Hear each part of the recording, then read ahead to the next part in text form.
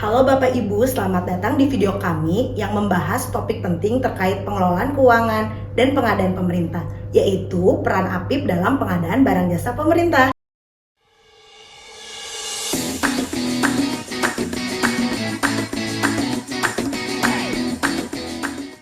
Dalam video ini, kita akan mengungkap bagaimana peran APIP dalam berkontribusi, mengawasi, dan memitigasi resiko yang ada di dalam pelaksanaan pengadaan barang jasa pemerintah, selagi menciptakan suatu sistem pengadaan yang akuntabel.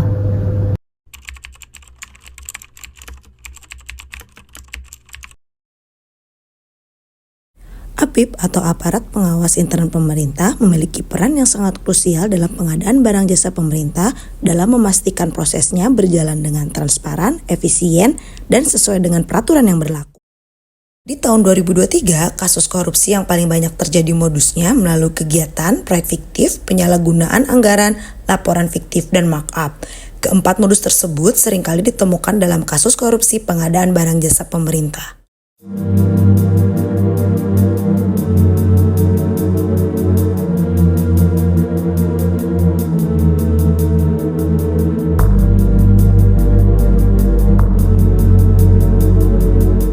Kak, mau tanya dong, siapa saja sih yang jadi pelaku dari tindak pelanggaran pengadaan? Good question. Jadi, semua pihak yang terlibat dalam tahapan pelaksanaan pengadaan barang jasa itu berpotensi menjadi pelaku pelanggaran di pengadaan barang jasa pemerintah.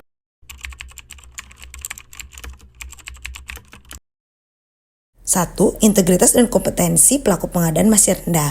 Dua, adanya niat tidak baik, tamak, dan serakah. Lalu pertentangan kepentingan, adanya tekanan dari pimpinan atau pejabat otoritas kepada pelaksanaan pengadaan, keterbatasan pengawasan atau pengawasan tidak efektif, dan tidak transparan dalam perencanaan, pemilihan, dan pelaksanaan.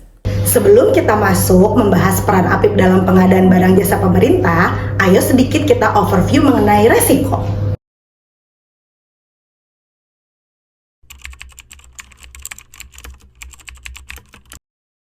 Singkatnya, menurut ISO 31000 tahun 2018, risiko itu adalah efek ketidakpastian terhadap sasaran atau maupun peristiwa yang mungkin atau tidak terjadi. Ada 5 kategori risiko dalam pengadaan barang jasa pemerintah. Nah, untuk mengendalikan risiko tersebut, kita membutuhkan aktivitas pengendalian. Nah, aktivitas pengendalian itu disebut manajemen risiko. Ada beberapa tahapan yang perlu dilakukan dalam hal manajemen risiko, di mana tahapan tersebut diatur dalam ISO 31000 tahun 2018. Sekarang kita lihat yuk, apa saja risiko-risiko yang mungkin terjadi di pengadaan barang jasa pemerintah.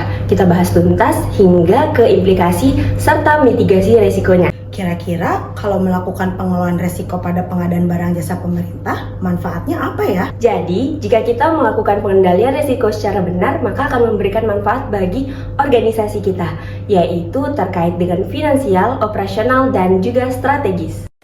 Sekarang, yuk kita masuk ke pembahasan yang sebenarnya. Yuk kita mulai perjalanan kita untuk mengeksplorasi peran APIP dalam pengadaan barang jasa pemerintah. Peran APIP sendiri sudah diatur dalam Peraturan Ketua Umum AIP Nomor Per 85 AIP DPN 2019 tentang kerangka praktik profesional pengawasan intern pemerintah atau bisa disebut misi pengawasan intern. Lalu dalam prinsip dasar pengawasan intern juga diatur dalam peraturan yang sama loh. Sekarang yuk kita lihat terkait dengan regulasi penugasan APIP dalam pengadaan barang jasa pemerintah. Yang pertama, Perpres 16 tahun 2018 tentang PBJ. Di pasal 76 ayat 1 dijelaskan nih, kewajiban pengawasan oleh menteri atau kepala lembaga atau kepala daerah melalui APIP. Yang kedua, standar audit intern pemerintah Indonesia atau disebut SAIPI. Di pasal 3 SAIPI diatur standar atribut untuk mengatur atribut organisasi dan individu pelaksanaan pengawasan intern. Contohnya APIP ini. Dan diatur juga soal standar kinerja untuk mengatur sifat dari pengawasan intern dan penetapan kriteria mutu. Yang ketiga, PP 60 tahun 2008 tentang sistem pengendalian intern pemerintah pada pasal 53. Sini, aku bantu jelasin ya. Jadi ada 3 lingkup APIP dalam melakukan pengawasan terhadap pengadaan barang jasa pemerintah. Yang pertama terkait bentuk pengawasan, di mana APIP bisa melakukan pengawasan dalam bentuk audit, review, evaluasi, pemantauan, dan juga whistleblowing system. Yang kedua area pengawasannya, di mana area ini dapat mencakup beberapa proses pengadaan, dari mulai perencanaan, persiapan, pemilihan penyedia, pelaksanaan kontrak, sampai dengan serah terima pekerjaan, dan juga SDM pengawasan.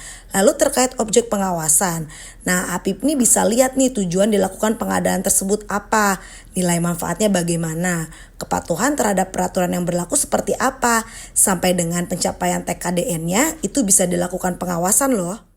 Wah, ternyata banyak sekali ya peran APIP dalam pengadaan barang jasa pemerintah. Nah, kalau kita pengen tahu terkait dengan pengadaan jasa pemerintah lainnya, kita bisa lihat di mana ya? Nah, kita bisa lihat di Peraturan Presiden Nomor 16 Tahun 2018 tentang pengadaan barang jasa pemerintah. Perubahannya bisa dilihat di Peraturan Presiden Nomor 12 Tahun 2021. Nah, dari regulasi tersebut mengatur terkait dengan pihak, bentuk dari pengawasan, kapan dapat dilakukan pengawasan, dan juga ruang lingkup dari penugasan. Gimana? Lengkap kan informasinya? Sekarang kita lihat langsung yuk bentuk penugasan tim kerja APIP yang biasa dilakukan oleh APIP ke LPD masing-masing.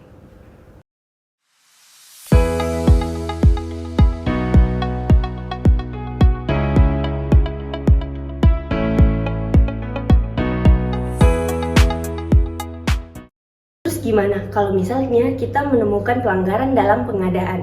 Jadi, kalau masyarakat, penyedia, atau pelaku usaha menemukan sesuatu yang mencurigakan ataupun pelanggaran dalam pengadaan barang jasa pemerintah, mereka dapat langsung melakukan pengaduan. Nah, biasanya pengaduan ini nanti dilaporkan melalui suatu sistem WBS atau whistleblowing system yang ada di dalam instansi pemerintah, dan tindak lanjut pengaduannya akan dilakukan oleh APIP masing-masing instansi tersebut. Wah, keren ya. Jadi masyarakat, pelaku usaha, sama penyedia nggak perlu takut lagi apabila menemukan dari pelanggaran dalam proses BPJ. Gimana? Sudah tergambar dengan jelas kan terkait dengan peran APIP dalam pengadaan barang jasa pemerintah? Kalau begitu, kami izin ya mengakhiri video ini.